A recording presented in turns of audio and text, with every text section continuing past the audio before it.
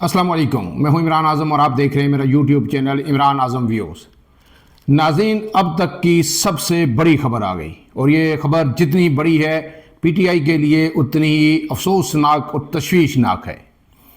आपको पता है कि इमरान खान को गिरफ्तार किया गया था तो वो एक बड़ी खबर बन के सामने आई थी, पूरे मुल्क में उस पर एहतजाज हुआ था और फिर उसके नताइज पीटीआई के लिए इस कदर संगीन हुए जिसका पीटीआई सोच भी नहीं सकती थी। इमरान खान की गिरफ्तारी के बाद कई मुकदमात इमरान खान पर बने और उनकी समातें हुई, तवील समातें हुई और फिर तकरीबन 8 बड़े मुकदमात में इमरान खान की जमानत हो गई।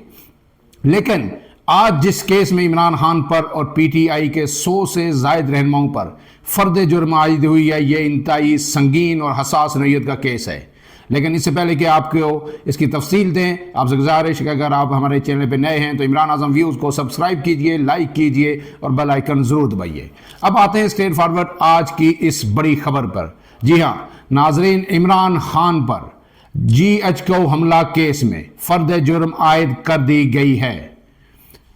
इमरान खान समेत 100 से जायद रहनुमाओं पर यह इल्ज़ाम था कि उन्होंने 9 मई को GHQ, जो हसास तरीन तनसीब है पाकिस्तान की, जो हसास तरीन तनसीबात में अगर पहले नंबर पर उसको गर्दाना जाए तो गलत नहीं होगा, उस पर इल्ज़ाम था कि उस पर पीटीआई ने मनसूबाबंदी के साथ हमला किया और गेट तोड़ा और दीगर अमला को नुकसान पहुँचाया। उस केस की तवील समातें हुई, फर्द जुर्म बार बार मोहर होती रही, बयानात होते रहे, शवाहिद पेश किए जाते रहे और फिर आज बिलहर उस केस में इमरान खान समेत अडयाला जेल में इस केस की समात हुई और इमरान खान समेत तमाम रहनुमाओं पर फर्द जुर्म आयद कर दी गई। इस समात का हवाल मैं आपके सामने रख देता हूं कि क्या हुआ।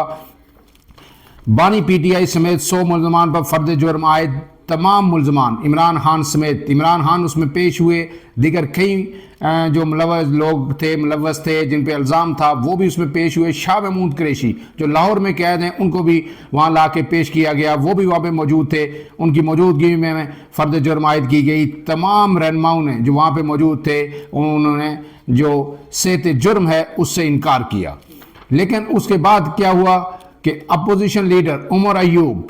साबिक सूबाई वज़ीर राजा बिशारत और मलक अहमद चट्टा समेत कई रहनुमाओं को अदालत से बाहर निकलते ही वहां से गिरफ्तार कर लिया गया है। अब इसकी समात का हवाल मैं आपके सामने पढ़ देता हूं कि इमरान खान, शाह महमूद कुरैशी, उमर अयूब, शेख रशीद, शेख राशिद शफीक, राजा बिशारत, जरताज गुल, सदाकत अब्बासी, मोहम्मद अहमद चट्टा, वासिर क़य्यूम अब्बासी, उस्मान डार, अशरफ खान सोना, जावेद कौसर, साजिद कुरैशी, मुसर्रत जमशेद चीमा समेत 100 से ज़्यादा मुल्ज़मान वहाँ पे पेश हुए और special public prosecutor Zaheer Shah ने मुल्ज़मान की मौजूदगी में चार्जशीट पढ़कर सुनाई और मुल्ज़मान पर बगावत, साजिश और दहशत गर्दी,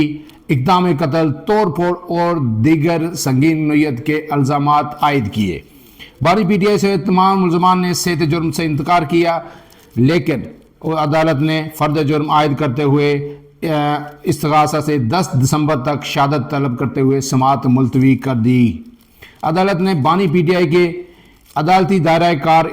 और अदालती इख्तियार को चैलेंज करने की दरख्वास्त फ्रीकैन के दलाइल सुनने के बाद खारिज कर दी।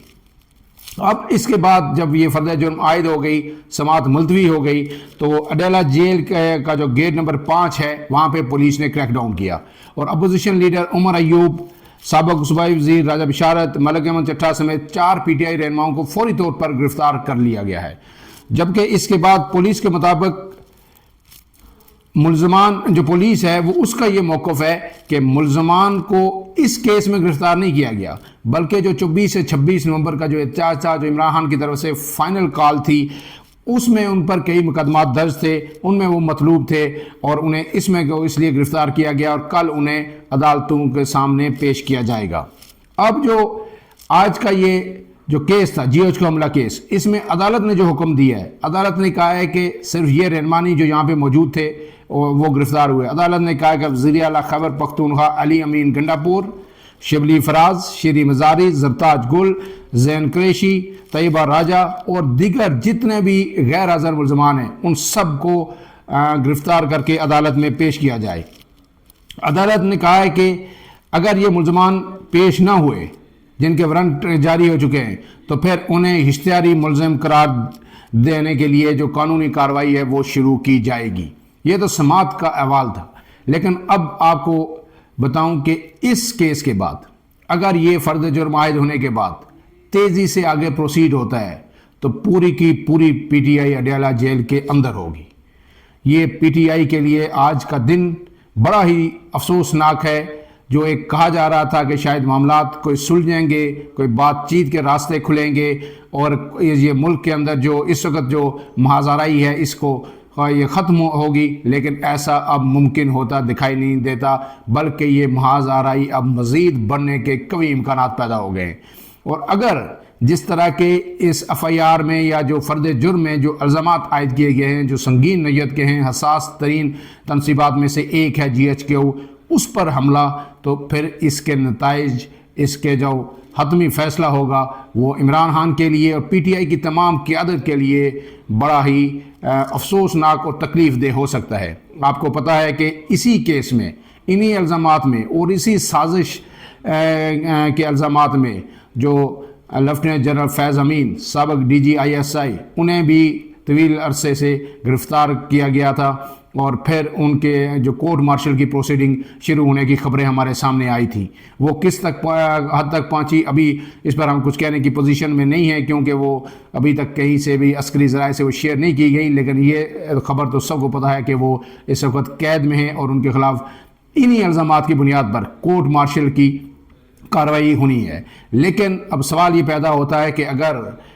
جو عسکری ادارہ ہے وہ اپنے ایک D G I S I سابق لیفٹیننٹ جنرل کو اس میں معاف نہیں کر رہا اور اس کے خلاف اتنی بڑی کارروائی ہو رہی ہے، تو پی ٹی آئی کے ان رہنماؤں کے لیے بھی کوئی اچھی خبر نہیں آئے گی۔